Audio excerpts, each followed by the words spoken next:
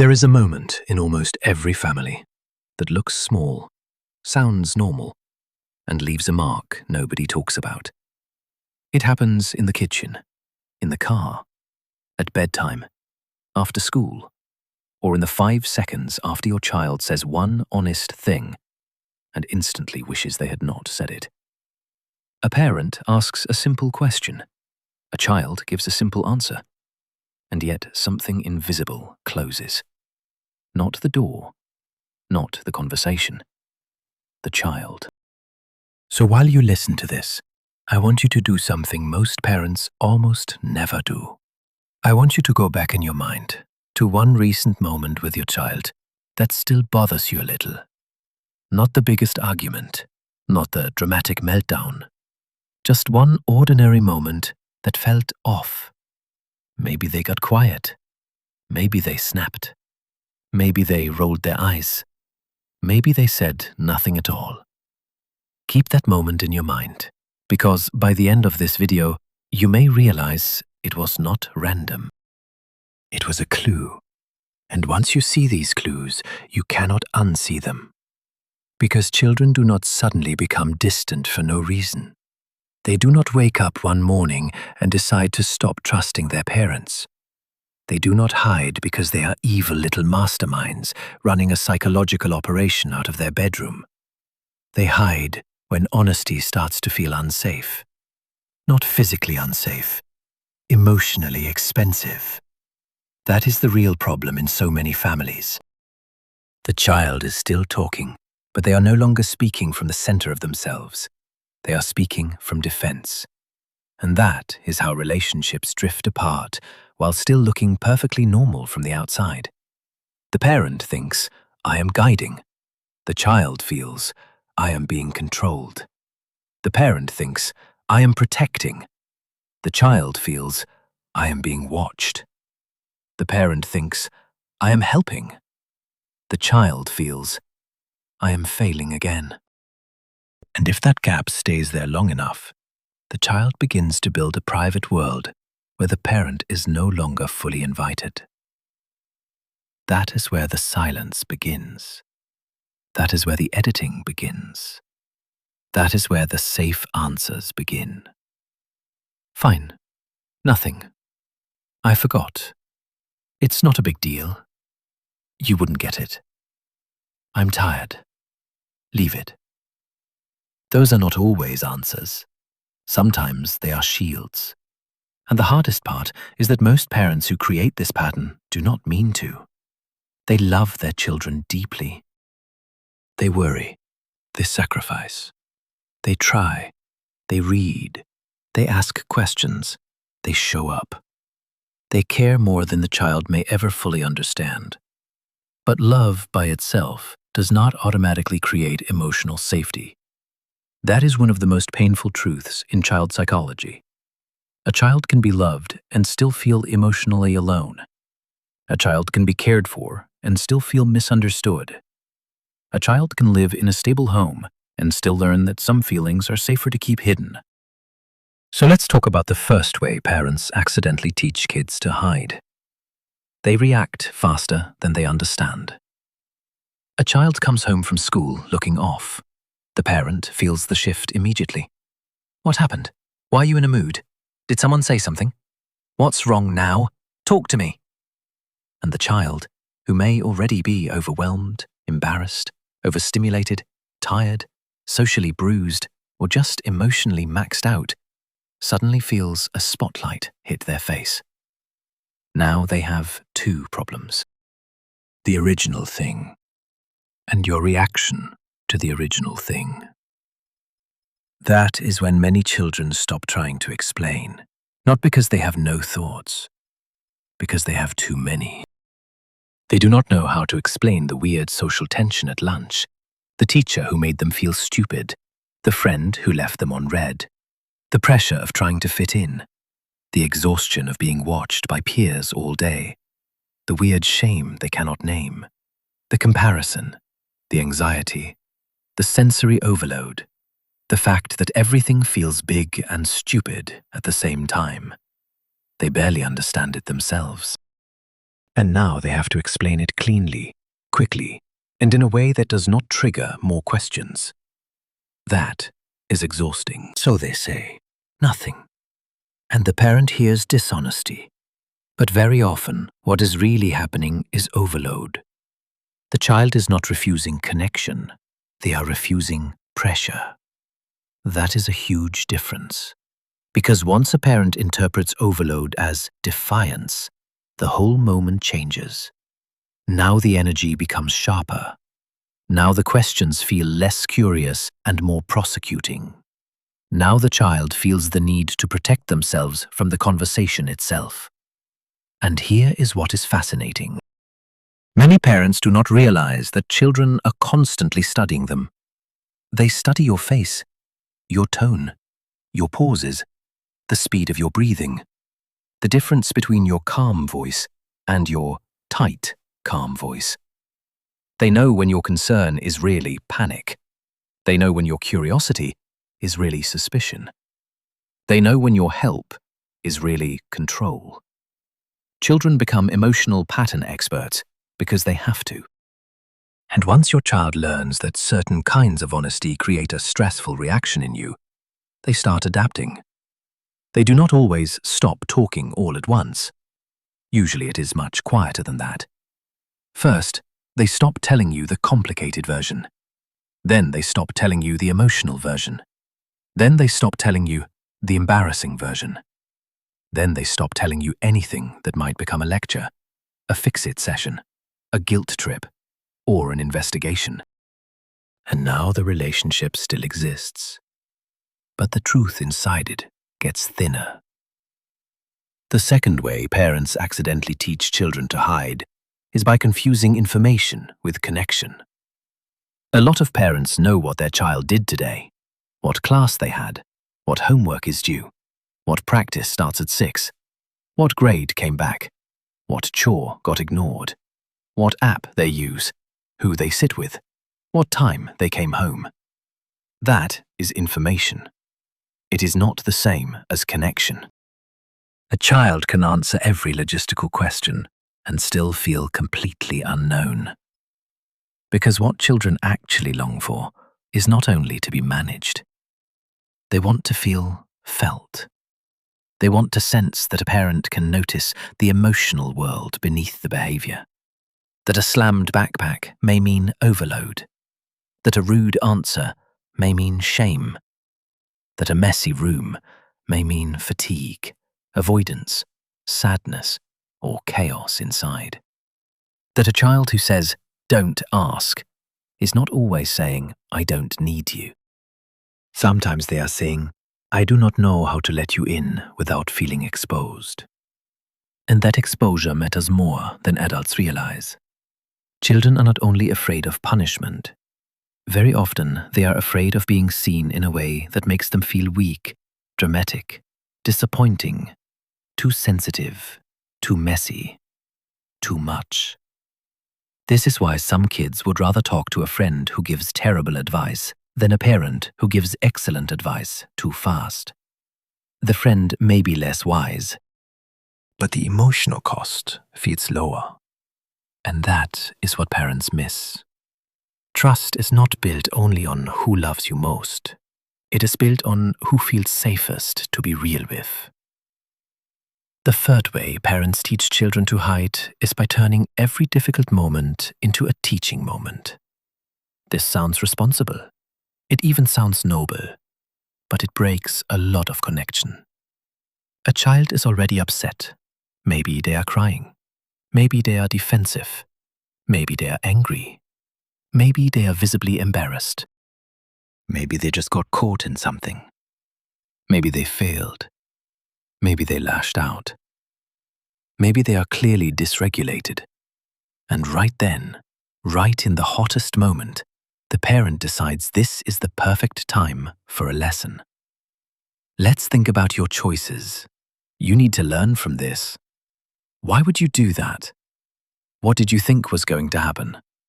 You always make things worse when you act like this. Sit down, we are talking now. The parent thinks, this is accountability. The child experiences, This is emotional drowning with commentary. Because a flooded child is not in a reflective state. A flooded child is in a protective state. And this is where so many parents lose the moment. They are trying to teach insight to a nervous system that is busy defending dignity. You cannot reason well with a child who feels cornered. You cannot teach well when shame is swallowing the room. You cannot force emotional maturity out of a child by overwhelming them harder. Sometimes the wisest thing a parent can do is pause the lesson and regulate the moment. That does not mean ignoring the issue. It means respecting timing. It sounds like this. We are going to talk about this, but not while we are both heated. I can see you are overwhelmed. You are not getting away with this, and you are also not getting attacked. Take a minute. I'm still here. We'll come back to it. That kind of response does something powerful. It teaches the child that emotions do not erase boundaries, but boundaries do not require emotional humiliation. That is one of the deepest forms of safety a parent can offer. The fourth way parents teach children to hide is through overhelping. This one shocks people because it looks loving. A child says school is hard. The parent immediately starts solving. A child says they feel left out. The parent gives a strategy. A child says they are anxious. The parent starts explaining, reassuring, comparing, minimizing, motivating, fixing. And all of that may come from love, but to the child, it can feel like this. Your feeling is inconvenient. Let's move you out of it quickly. That is not what the parent means, but that is often what the child feels. Children do not calm down fastest when someone rushes to remove the feeling. They calm down faster when someone helps them feel less alone inside it. That means before advice, there has to be contact.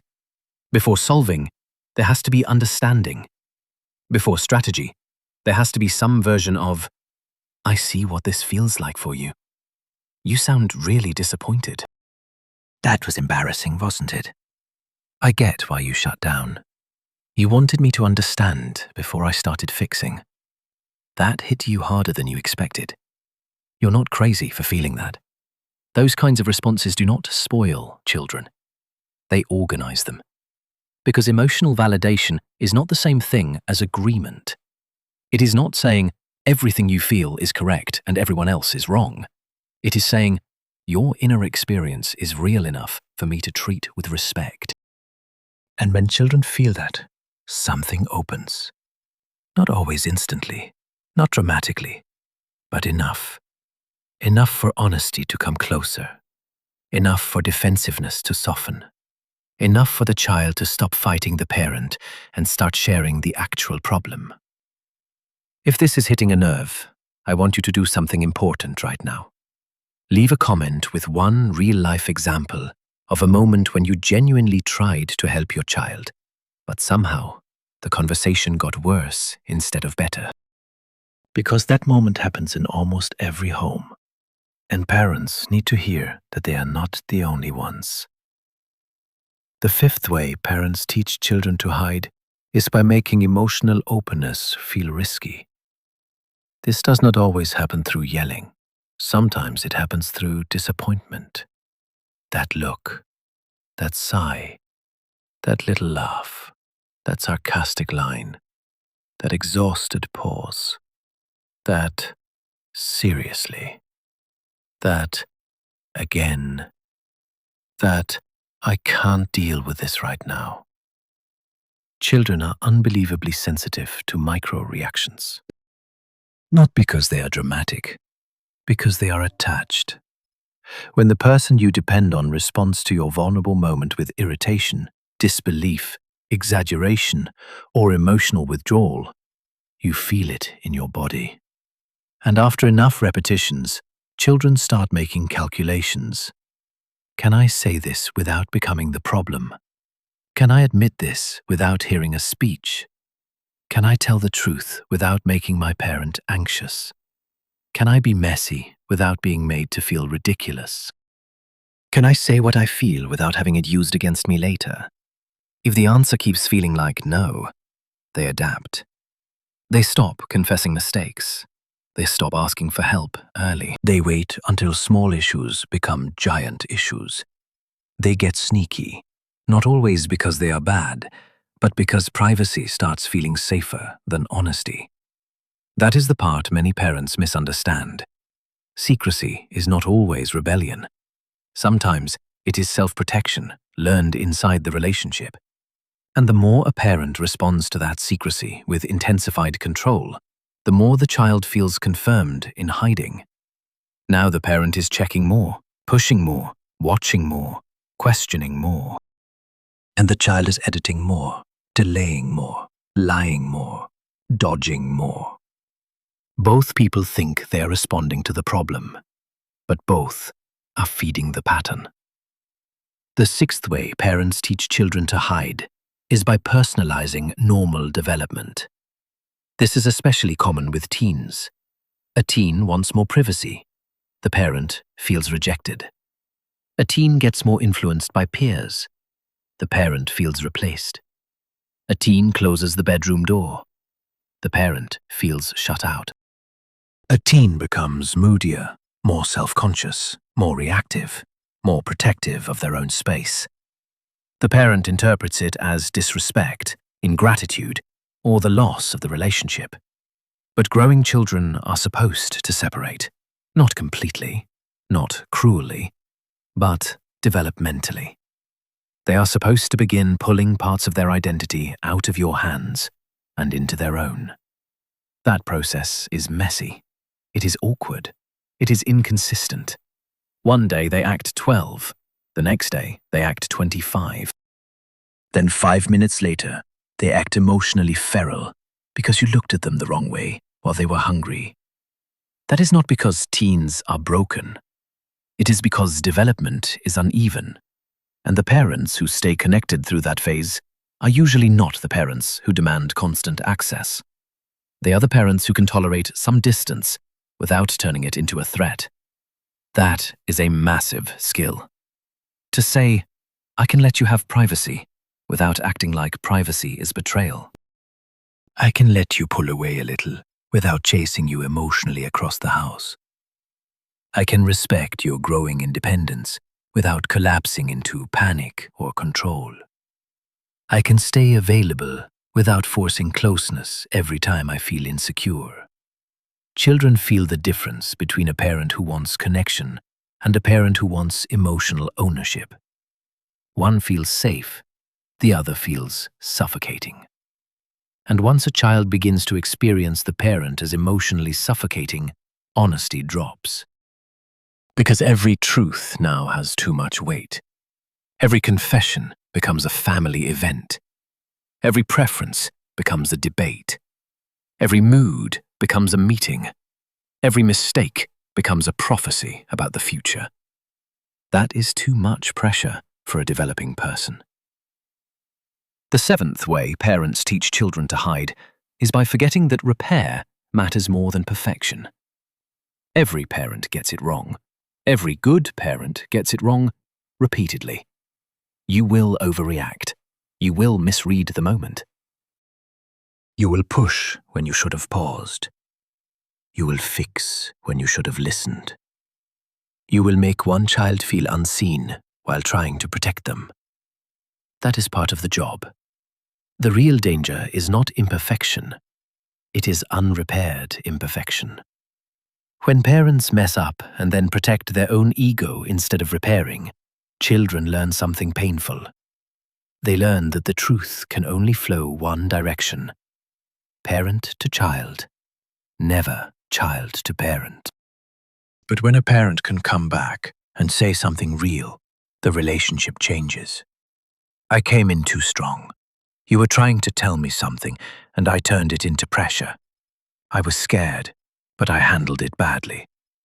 I focused on control before connection. I still need to hold the boundary, but I want to do it without making you feel attacked. You did not deserve that tone. That kind of repair is not weakness. It is credibility. Because children do not need gods. They need adults who can be strong without being emotionally brittle. And when a child sees that a parent can own impact without collapsing into shame or demanding comfort back, the child learns one of the most important lessons in all relationships.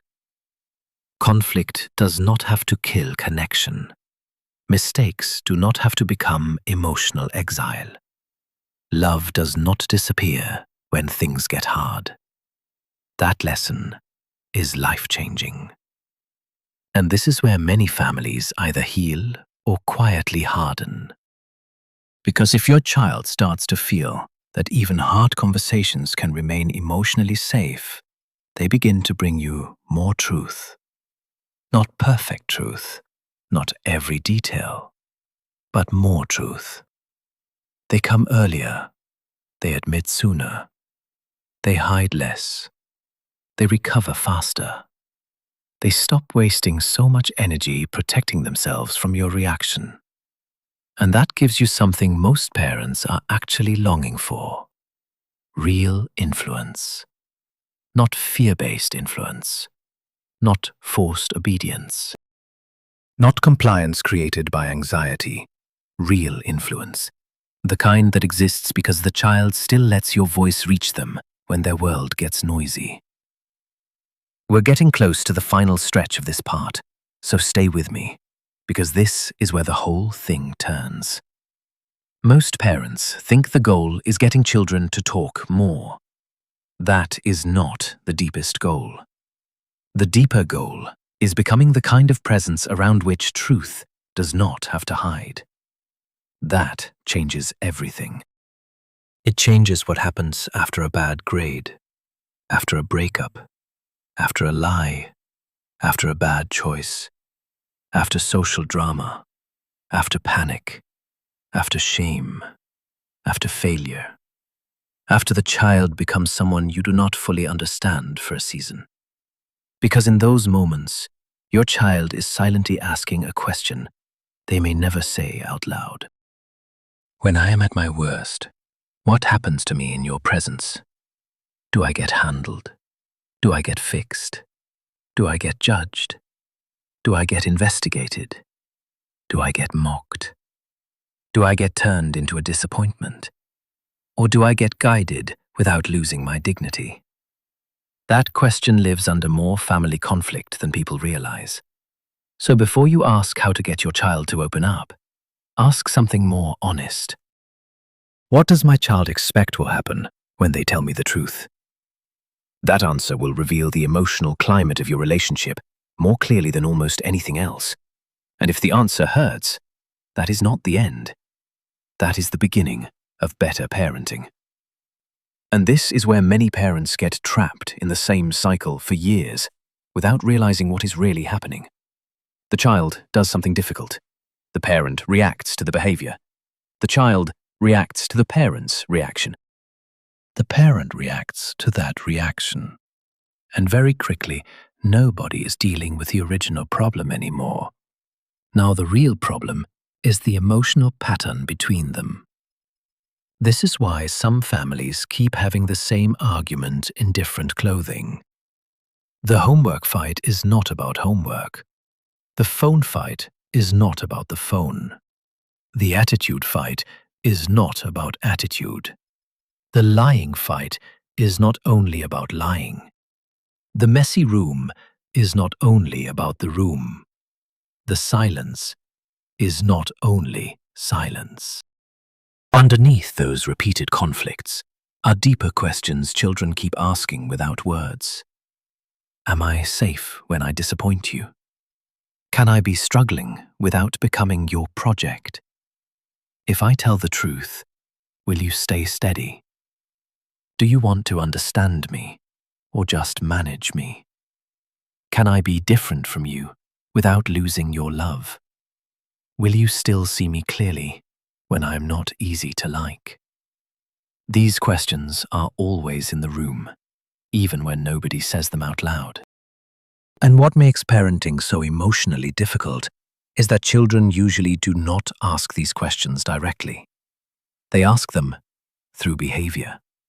through distance, through irritation, through defensiveness, through procrastination, through secrecy, through sarcasm, through shutdown, through that look on their face that says, "I already know how this conversation is going to go." That last part is what should stop every parent in their tracks, because once your child feels they already know how the conversation is going to go, the relationship is no longer being built in the present. It is being filtered through expectation, and expectation changes everything. If your child expects panic, they will hide. If your child expects judgment, they will edit. If your child expects a lecture, they will detach. If your child expects you to make it about yourself, they will protect you from the truth. If your child expects disappointment, they will either perform or disappear. This is how good families can slowly become emotionally lonely families, while still looking functional from the outside. Everyone is in the house, everyone is fed, everyone is going to school. The schedule is working, the rules exist, the pictures look fine, the milestones are happening. But the inner world of the child is slowly moving elsewhere. And if that sounds dramatic, think about how many adults still cannot tell their parents basic truths without feeling tension in their chest. That did not happen in one day. It happened through repetition, through hundreds of small moments when honesty felt like too much work. This is why parenting is not only about discipline, boundaries, education, and values. It is also about the emotional atmosphere in which those things are delivered. The same rule can land very differently depending on the relationship. The same boundary can feel protective or humiliating depending on tone. The same correction can build character or build shame depending on timing. The same question can feel caring or invasive depending on history. And history matters. Every child remembers the emotional aftertaste of past conversations. Not in a perfect, logical, adult way, but in the body, in anticipation, in posture, in how quickly they tense when they hear their name in a certain tone, in how fast they begin rehearsing safe answers, in how easily they shut down before the parent even finishes the first sentence. This is why the most powerful parenting changes often do not begin with better wording. They begin with better regulation. Because children do not just listen to the sentence, they read the state. You can say, "I'm only asking because I care," while radiating so much tension that the child hears danger. You can say, "I'm calm," with a jaw so tight that your body says the opposite.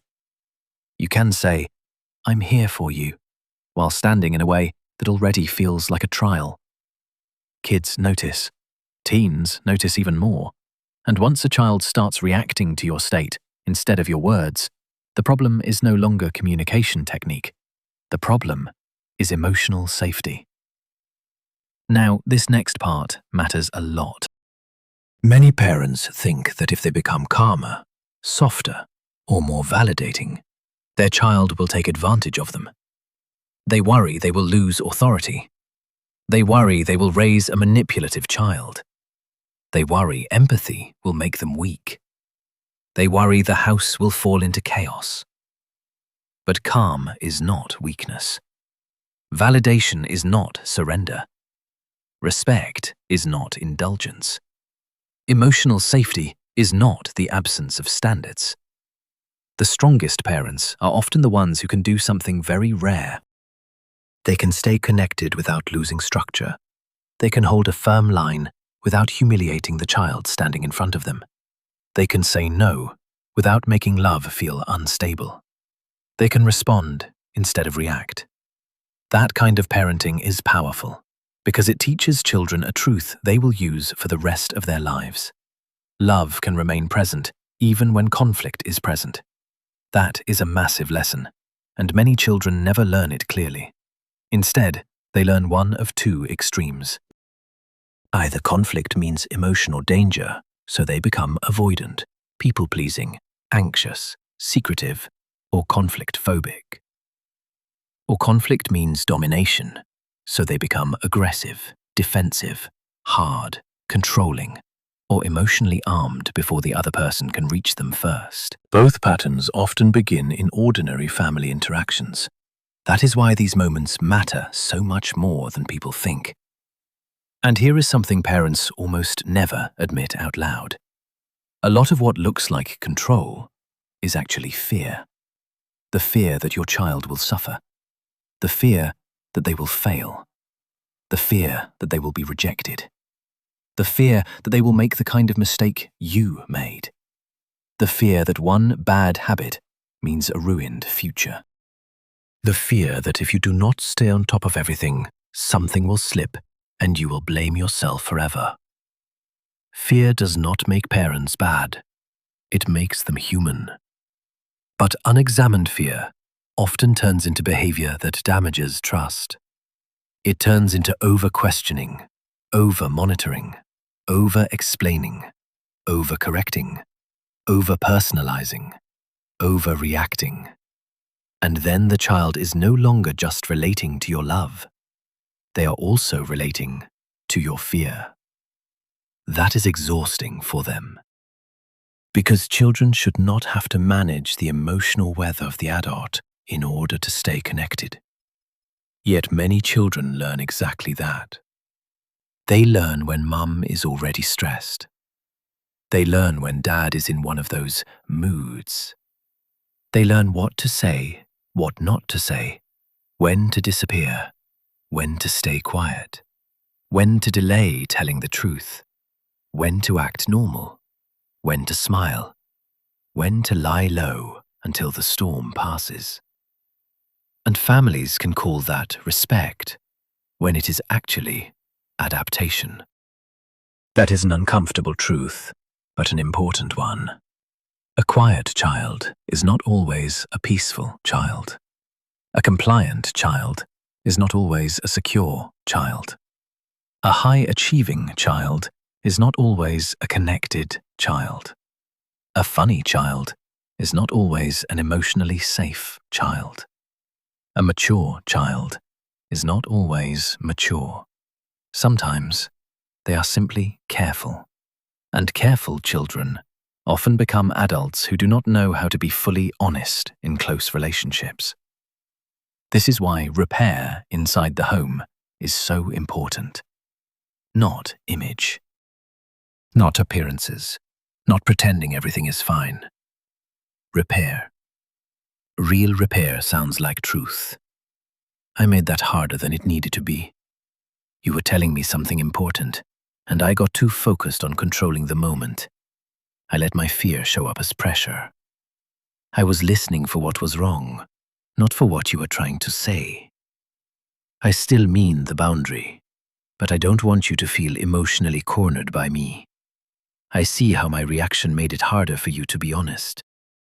That kind of language changes the emotional logic of the family. Because now the child learns something new. The parent is not just the authority. The parent is also emotionally accountable. That matters more than most parents realize.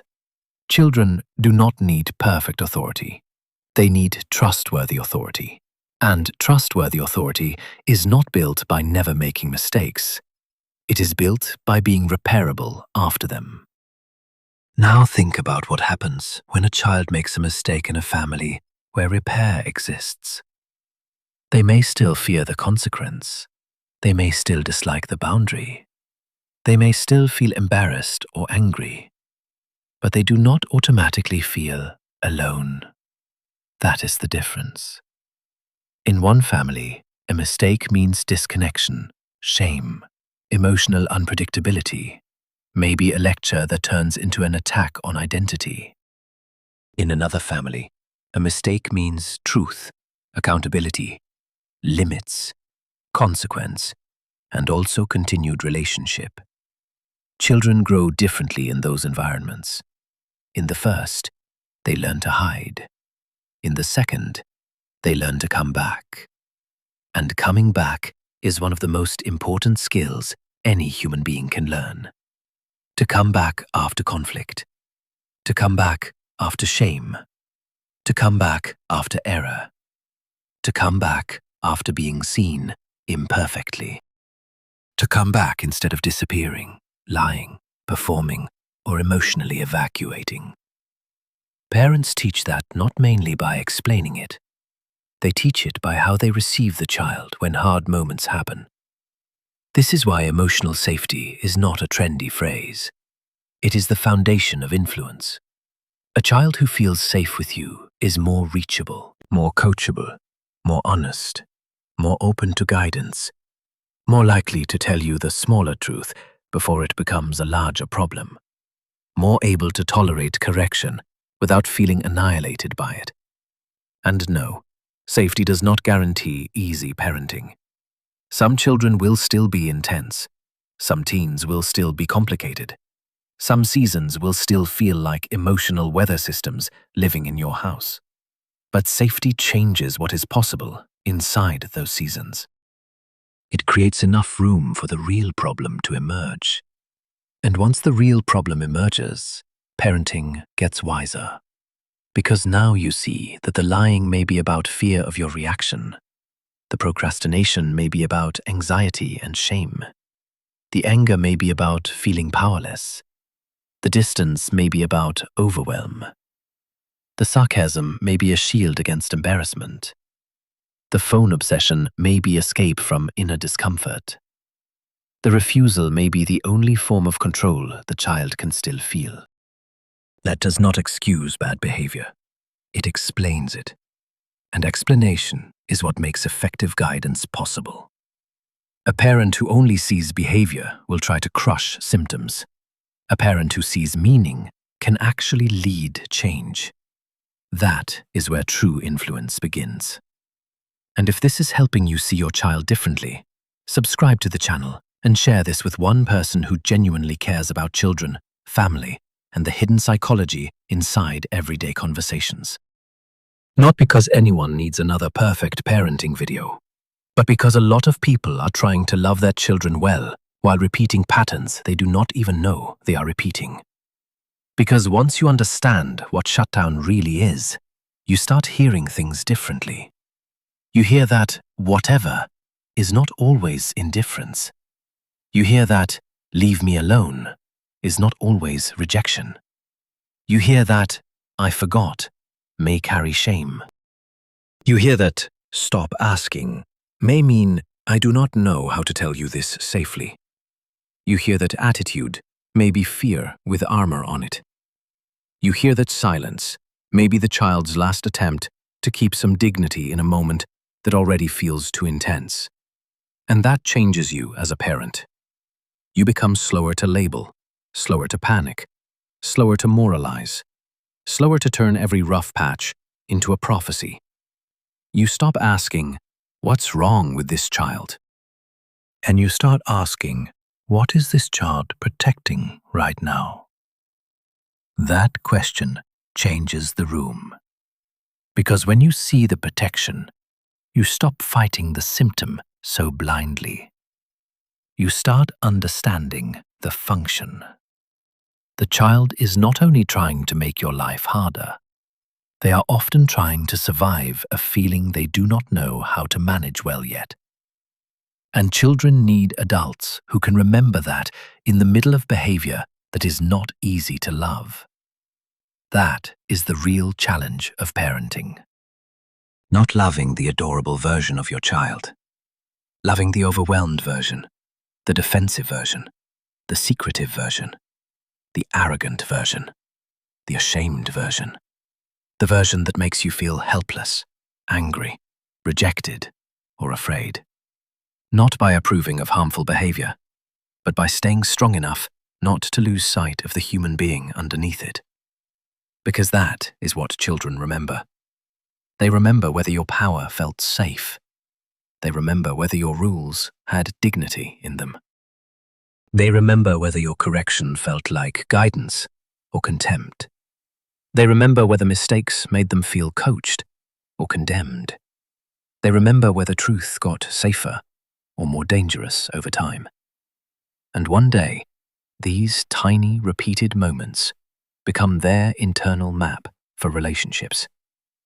What happens when I disappoint someone? What happens when I need help? What happens when I am embarrassed? What happens when I have needs? What happens when conflict appears? What happens when I am fully seen and not at my best? That map will GDK with them far beyond your house, into friendship, into dating, into marriage, into work, into parenting, if GDK, into the private way they speak to themselves when they fail. That is why this is not just about tonight's argument or this week's tension. It is about what kind of inner world your child is learning to build. A child who grows up around chronic judgment often builds an inner critic. A child who grows up around emotional unpredictability often builds hypervigilance. A child who grows up around shame often builds secrecy. A child who grows up around steady, respectful leadership is more likely to build self-trust. And that does not mean your child needs you to be perfect from this day forward. It means they need more moments where your presence feels like shelter instead of pressure. More moments where you lead without crushing. More moments where you pause before assuming. More moments where your tone says, I can handle the truth. More moments where your child feels that honesty may be hard, but it is still safer than hiding. That is how trust returns. Quietly, gradually, through pattern. Not through one big family speech, not through a sudden personality change, not through one perfect phrase saved in your notes app. Through the repeated experience of being handled with steadiness. So the next time your child goes cold, do not ask only, how do I make them talk?